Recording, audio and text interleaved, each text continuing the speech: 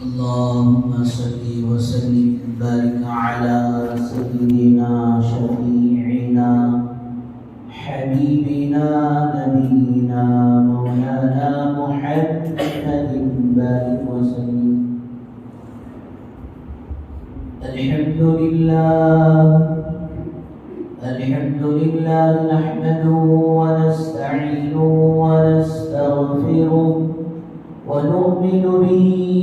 ونتوكل عليه ونعوذ بالله من شرور أنفسنا ومن سيئات أعمالنا. من يهده الله فلا مضل له ومن يضلله فلا هادي له. ونشهد أن لا إله إلا الله وحده لا شريك له. ونشهد أن سيدنا وسندنا مولانا محمدا عبده ورسوله. أما بعد فأعوذ بالله من الشيطان الرجيم. بسم الله الرحمن الرحيم. إنما المؤمنون إخوة فاصلحوا بين أخويكم واتقوا الله لعلكم ترحمون. وقال رسول الله صلى الله عليه وسلم: أي الإسلام أفضل؟ تطعم الطعام وتقرأ السلام على من عرفت ومن لم تعرف، أو كما قال عليه الصلاة والسلام: رب اشرح لي صدري ويسر لي أمري واحلل عقدة من لساني يفقهوا قولي. اللهم صل على سيدنا محمد وعلى آل سيدنا محمد بارك وسلم في كلام أولنا. اللهم صل على سيدنا محمد وعلى آل سيدنا محمد بارك وسلم في أوسط كلامنا. اللهم صل على سيدنا محمد وعلى آل سيدنا محمد بارك وسلم في آخر كلامنا. بزرگان محترم و معزز سامعین کرام، اللہ جل جلالہ عما نوالہ کا احسان کرم فضل ہوا کہ اللہ تبارک و تعالیٰ نے ہم سب کو اپنے گھر تک آنے کی توفیق نصیب فرمائی اور کچھ دین کی باتیں کہنے اور سننے کی توفیق و سعادت نصیب فرمائی. درود و سلام نازل ہو آقا مدنی تاجدار مدینہ احمد مجتبی محمد مصطفیٰ وجہ کائنات محسن انسانیت کاری کملی والے آقا محمد عربی صلی اللہ علیہ وسلم کے ذات عالی پر.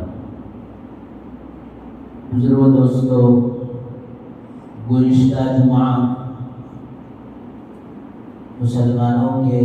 ایک دوسرے پر کیا حق ہے اس کے متعلق چند باتیں سامنے آئی تھی.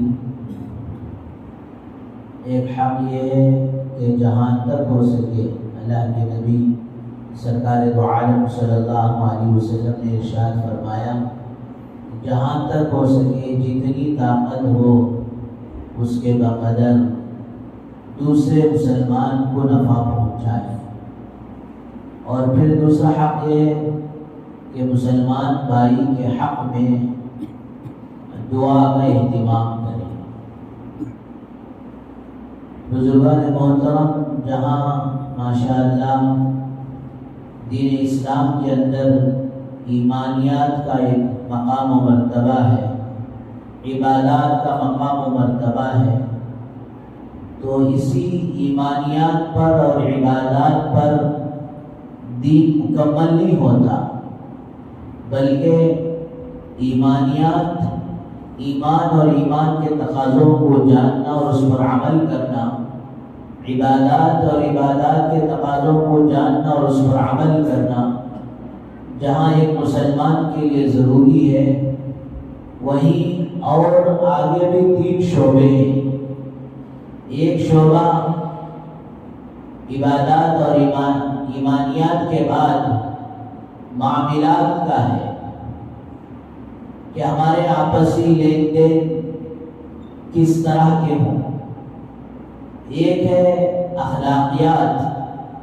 اور اسی طرح دوستوں معاشرت، جس کمیونٹی میں ہم رہتے ہیں اس کے آپس میں ایک دوسرے کے حقوق کیا ہے، ایک دوسرے کا حق اس پر کیا ہے، اور پھر اس کے حق کی ادائیگی کیسے ہو۔ اور پھر ماشاءاللہ یہ اتنا اہم اور بڑا مسئلہ ہے کہ روایتوں میں آتا ہے اللہ تعالیٰ اپنے حق کو تو معاف کر دیں گے، لیکن بندوں کے آپس کے حقوق کو، آپس کے حق کو اللہ تبارک و تعالیٰ معاف نہیں کرتے جب تک کہ خود بندہ کی معاف نہ کر دے۔ اس لیے روایت میں آتا ہے کل قیامت کے دن کوئی دنیا میں سینگ والی بکری، بے سینگ والی بکری کو ماری ہے، تو قیامت کا حال کیا ہے کہ جتنے حضرت انسان ہے، انسانیت ہے، ان سب کے لیے دنیا میں جیسے اعمال ہوں گے اس کے بقدر کسی کے لیے جنت کا فیصلہ ہوگا، اور کسی کے لیے اللہ ہم سب کی پوری امت کی حفاظت فرمائے جہنم کا فیصلہ ہوگا۔ یہ سب کا سب انسانوں کے لیے ہے، جانوروں کے لیے جنت اور دوزخ کا مسئلہ نہیں ہے۔ ہاں چند جانور وہ ہیں جنہوں نے دنیا میں نیک لوگوں کی صحبت اختیار کرنے کی وجہ سے اللہ تعالیٰ بعض جانوروں کو، جس کی حضرات علماء نے فہرست 10 تک گنائی ہے کہ یہ باوجود جانور ہونے کے جنت میں داخل ہوں گے۔ اب اس کی تفصیل میں یہ جانا نہیں ہے۔ جس طرح اصحاب کہف کا کتا ہے، یہ نیک بندوں کی صحبت اختیار کیا تو اللہ تعالیٰ اس کتے کو جنت میں داخل کریں گے، لیکن عام طور پر سارے جانور مٹی بن کر ختم ہو جائیں گے، نہ تو جنت کا مزہ چکھیں گے، نہ تو پھر وہ جہنم کا عذاب ان کو بھگتنا پڑے گا،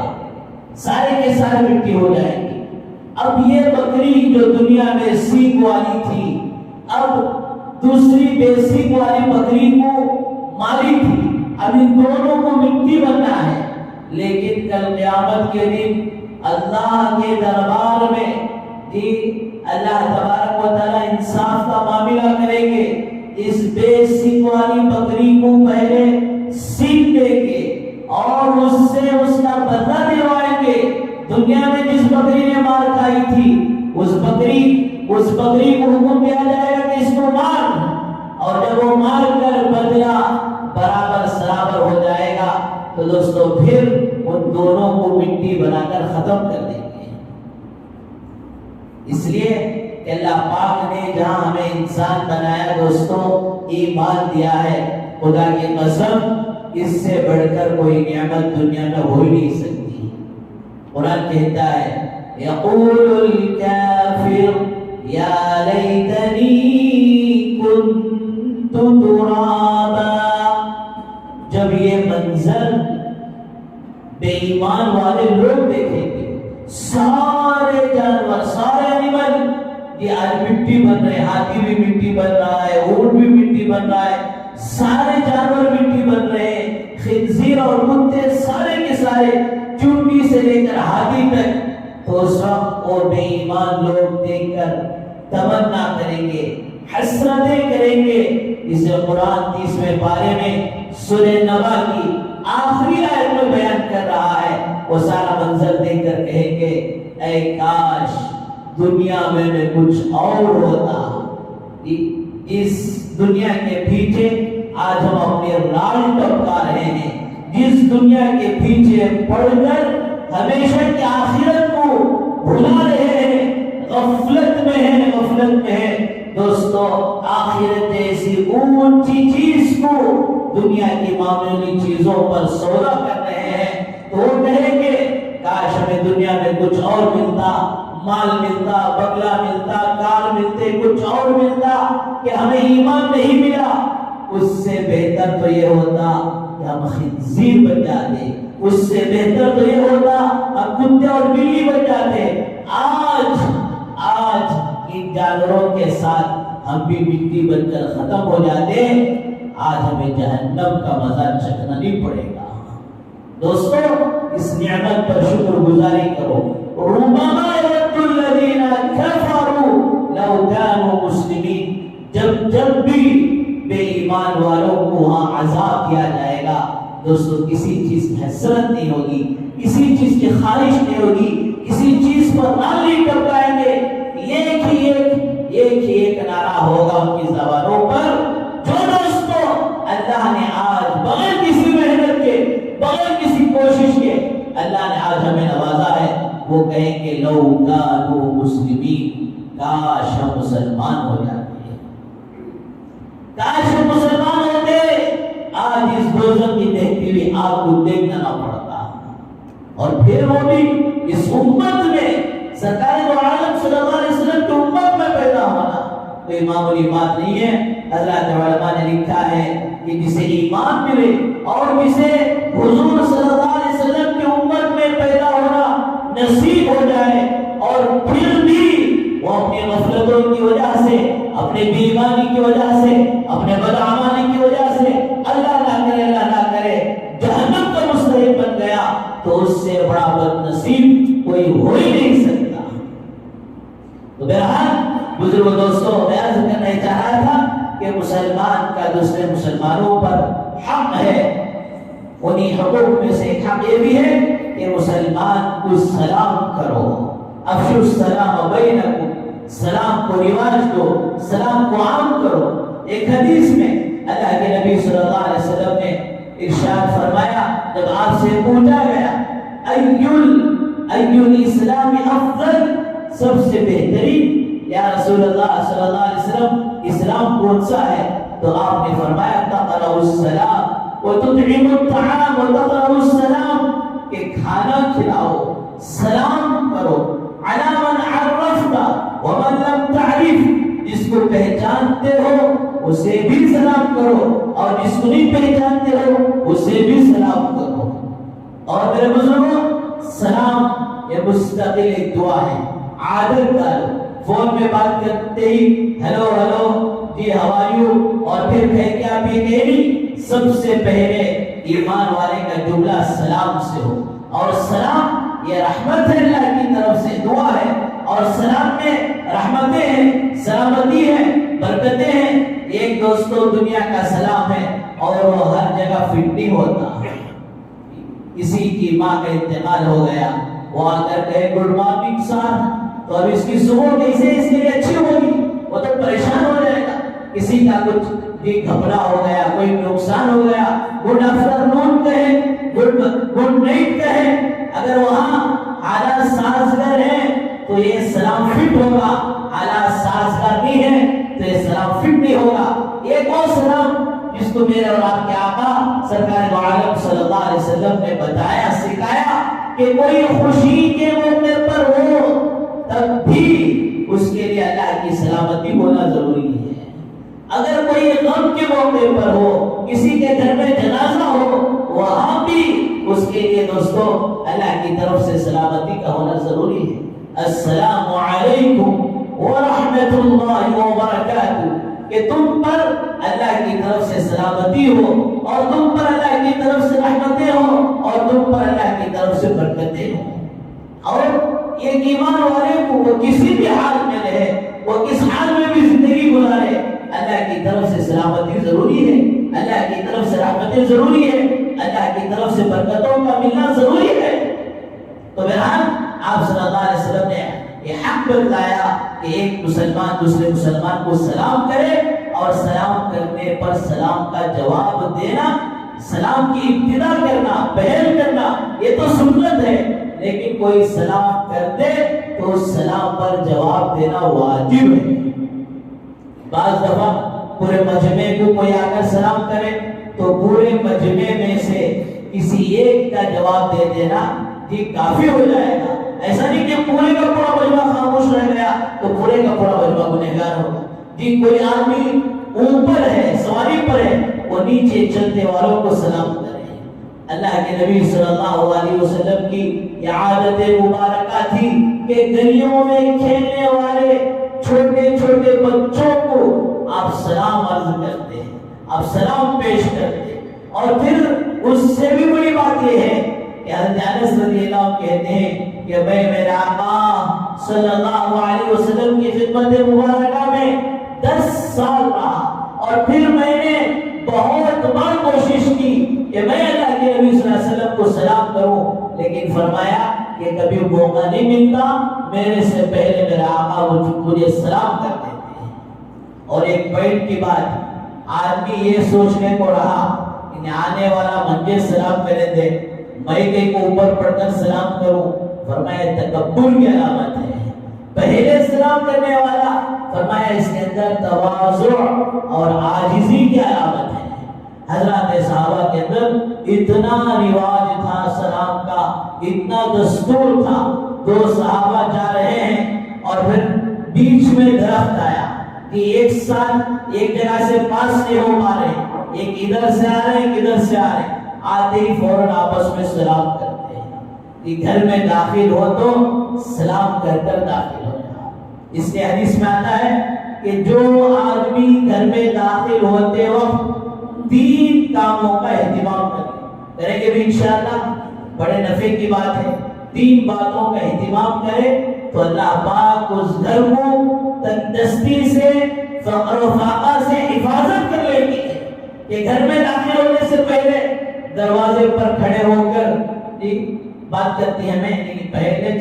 سیڑھیاں چڑھتے چڑھتے گھر کو جانے سے پہلے یہ آرڈر جو دیے تھے وہ پورا ہو گیا معلوم کرتی، یہ بریانی پکی کیا، بات ریڈی ہوگی کیا، یہ پہلے معلوم کر لیتے ہیں۔ اب ذہن میں یہی چیز ہے، اب گھر میں داخل ہوتے ہوئے بھی وہی چیز رہے گی، لیکن گھر میں داخل ہونے سے پہلے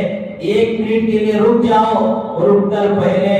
درود شریف پڑھ لو۔ یہ درود شریف کے فضائل میں یہ سارے باتیں عرض کرنا تھا۔ بیچ میں بچے حفظ قرآن مجید کی جو تکمیل کے تو قرآن کا عنوان آ گیا، اور میں ساری باتیں آپ کی خدمت میں رکھنا چاہ رہا تھا کہ اس موقع پر کھڑے ہو کر درود پڑھو، جو آتا ہے وہ پڑھو، کچھ بھی نہیں آیا صلی اللہ علیہ وسلم چھوٹا سا درود پڑھ لو، پھر وہی رکتے رکتے کھڑے ہوتے ہوتے سورہ اخلاص، قل هو اللہ احد اللہ الصمد لم یلد ولم یولد ولم یکن له کفوا احد، یہ سورہ پڑھ لو۔ اس کے مستقل الگ فضائل ہیں۔ مسجد قباء کے رہنے والے امام صاحب جب بھی نماز پڑھاتے تو دوسری رکعت میں سورہ اخلاص پڑھتے۔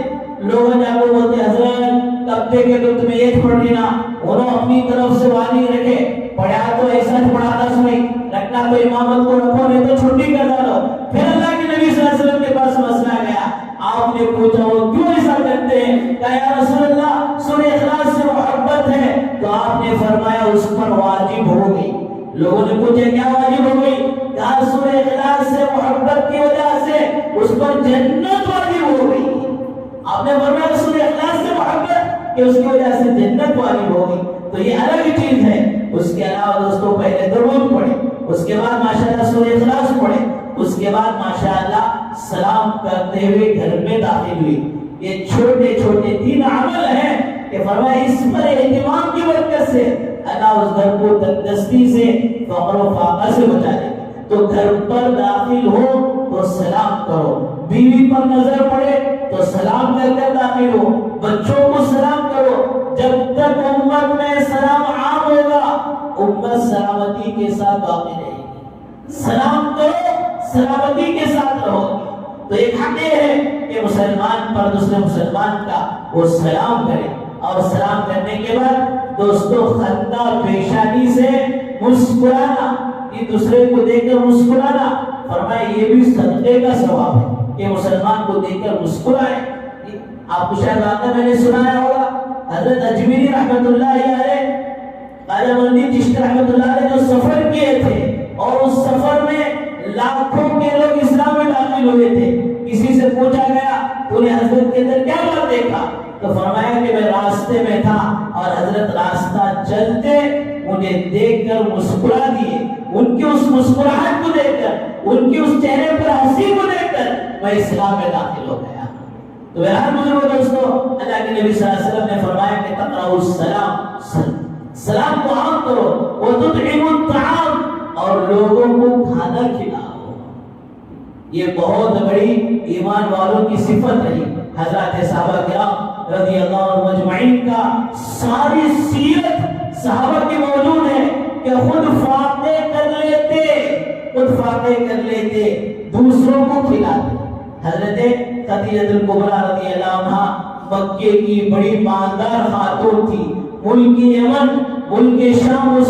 زمانے میں آپ کا مال امپورٹ اور ایکسپورٹ ہوا کرتا تھا، جبکہ وسائل کم تھے۔ اس زمانے میں مکے کے سب سے بڑی مالدار خاتون، لیکن فرمایا وہ سارا مال اللہ کے نبی صلی اللہ علیہ وسلم کی خدمت میں رکھ دیا، اور وہ سارا مال مکے کے غریبوں کو، یتیموں کو، بیووں کو لٹا دے گئے۔ اتنا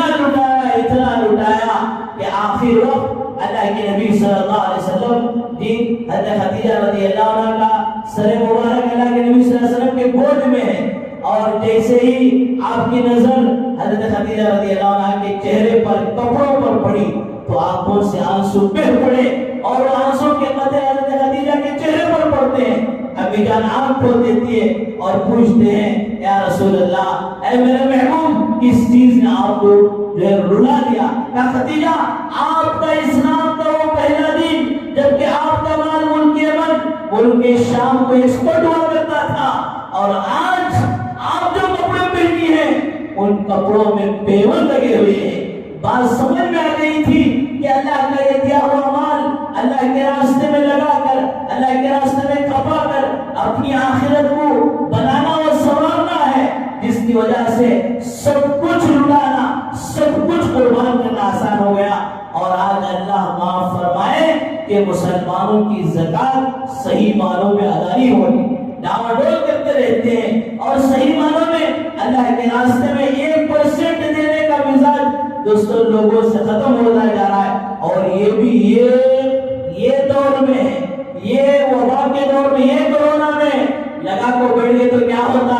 جمع کو رکھنا، وقت کو خرچ کرنا، کہ اللہ حفاظت فرمائے۔ صدقے سے تو دوستوں بلائیں دور ہوتی ہیں، مصیبتیں دور ہوتی ہیں، کہ ایسا عام مزاج تھا۔ حضرت عثمان غنی رضی اللہ کا واقعہ مشہور ہے،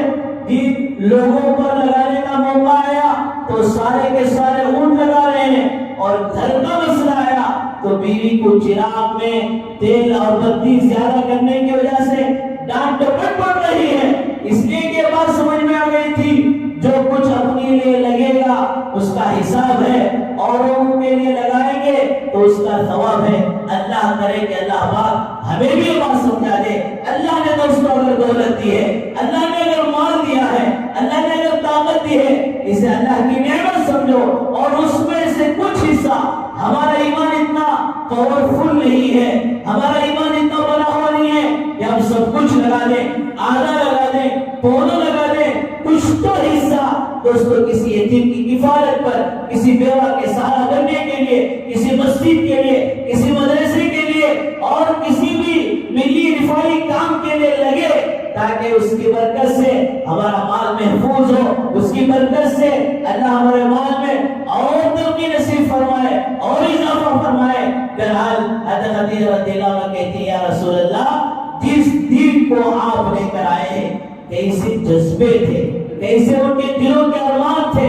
آج اللہ معاف فرمائے ہمارا معاملہ یہ ہو گیا کہ ہمارے ارمان، ہمارے دل تو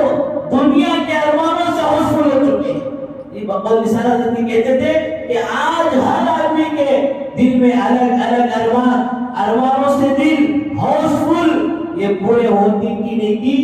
ڈونٹ فل، ارے اس کے پیچھے مت پڑو، اپنے ایمان اور اعمال کو بناؤ پاورفل، اللہ اس کے بدلے دے گا، اس کے بدلے اس ایمان اور اعمال کے بدلے اللہ دیں گے وہ جنت جو ونڈرفل ہوگی اور جو وہاں حور ملے گی وہ ماشاءاللہ ہوگی بیوٹیفل۔ فرمایا دوستو اس لیے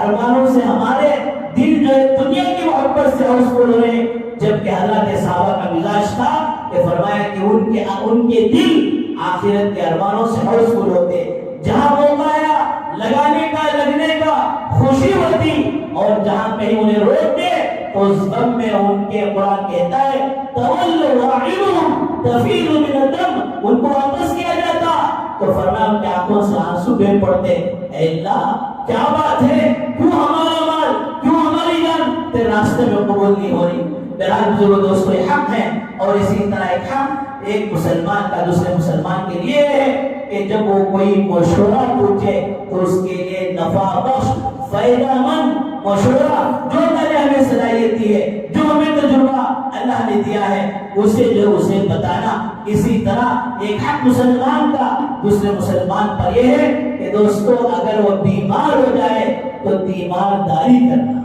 ایک مسلمان کا حق ہے کہ ہمارا پڑوسی، ہمارا محلے کا رہنے والا یا جو کوئی مسلمان بیمار ہو جائے تو اس کی تیمارداری کرنا۔ فرمایا صبح میں اگر کوئی تیمارداری کرتا ہے شام تک اس کے لیے فرشتے دعائے مغفرت کرتے رہتے ہیں۔